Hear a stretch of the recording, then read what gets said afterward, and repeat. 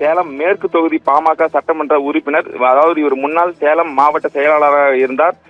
தற்போது அவர் பாமக இணை பொதுச் செயலாளராக அவருக்கு மருத்துவர் ராமதாஸ் அவர்கள் பதவி வழங்கியுள்ளார். இந்த நிலையில் தந்தை மகன் போர் முற்றிய நிலையில் ஒவ்வொரு நாளும் ஒவ்வொரு கருத்துக்களை வெளிவந்து கூறி வருகின்றனர். குறிப்பாக சேலம் பாமக மேற்கு தொகுதி பாமக சட்டமன்ற உறுப்பினர் அருள் அவர்கள் அன்புமணி ராமதாஸ் அவர்கள் வழி நடத்துபவர்கள் தான் தீய சக்தி, மருத்துவர் ஐயாவிடம் எந்த ஒரு தீய சக்தியும் இல்லை, மருத்துவர் அன்புமணி ஐயா அவர்களை சுற்றியும் மிகப்பெரிய தீய சக்தி கூட்டமே உள்ளது.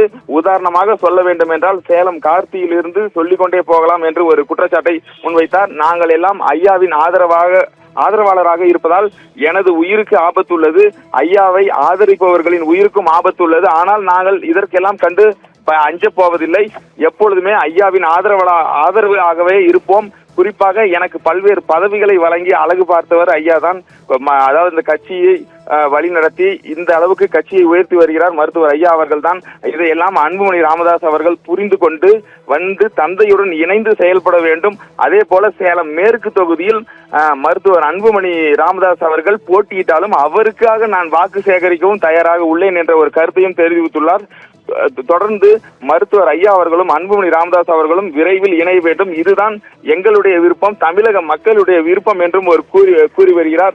தொடர்ந்து இந்த தேர்தலில் கட்டாயம் தேர்தல் அறிவிப்புக்குள் 2 பேரும் இணைந்து செயல்படுவார்கள், இதுதான் எங்களுடைய விருப்பமும் தமிழக மக்களுடைய விருப்பம் என்றும் ஒரு தகவலையும் தற்பொழுது கூறியுள்ளார்.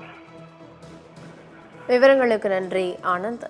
பாமகவில் உட்கட்சி பூசல் நிலவி வரக்கூடிய சூழலில் அக்கட்சியின் எம்எல்ஏ அன்புமணியை வழிநடத்துபவர்கள் தான் தீய சக்தி என்று ஒரு பதிவை செய்தியாளர் சந்திப்பில் அவர் வெளியிட்டிருக்கிறார்.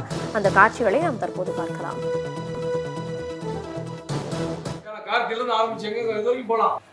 அன்புமணி மாதிரி ஒரு நல்ல தலைவரை நீங்க பார்க்கவே நல்ல மனிதரை பார்க்க அப்படியே எது அப்படியே வாயில போடுறது கூட எடுத்து கொடுக்கணும்னு நினைக்கிறேன்.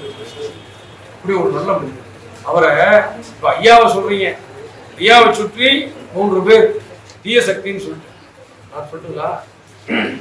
ஐயா சென்னையாவை வழிநடத்துற சக்திகளை சொல்லட்டுமா? சொன்னா எங்க இருந்து ஆரம்பிக்கலாம்? சில கார்த்தில இருந்து ஆரம்பிச்சு எங்க இது வரைக்கும் போலாம்.